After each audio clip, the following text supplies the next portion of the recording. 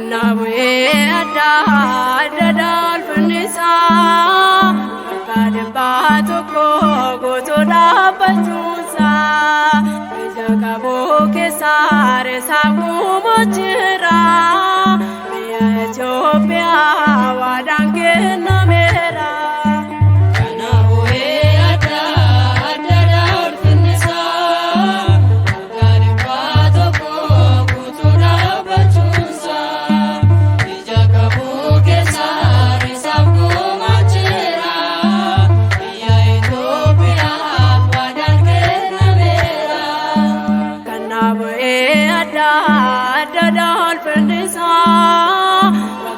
Baatoko gootoo dhaabbachuunsa ija qabuu keessa reessaa guumoo jira biyya Itoophiyaa waadaan kennameera.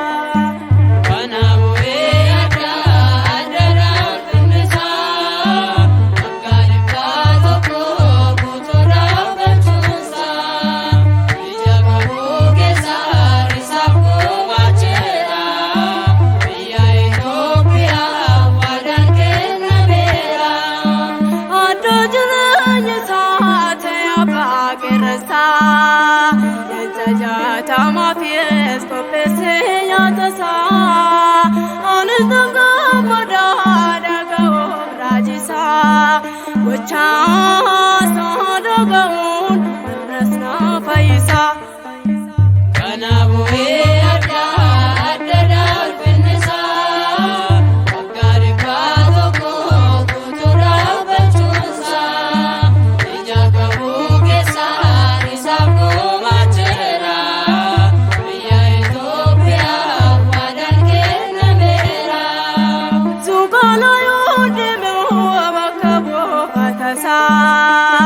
Kajeelun gaddaa ejjetaa lafasa kana masaa eeguu jira kadhannisaa yoomii ulleeyyamu maqaa saanfarsaa. Kanabu'ee adda fennisa kadhibaa tokko gootoo dhaabbachuunsa ija qabuu keessa reessaa guumoo jira biyya Itoophiyaa waadaan kennameera. Surroo kan beeknee firiin waa'eelichaa kanaafaan si faarsaa gammadeen ililchaa qulqulloota keessaan gogaan argattee waa'ee cubbuu keenyaaf federaa filattee. Kanabu'ee adda fennisa kadhibaa tokko gootoo dhaabbachuunsa ija qabuu keessa reessaa guumoo jira biyya Itoophiyaa waadaan kennameera.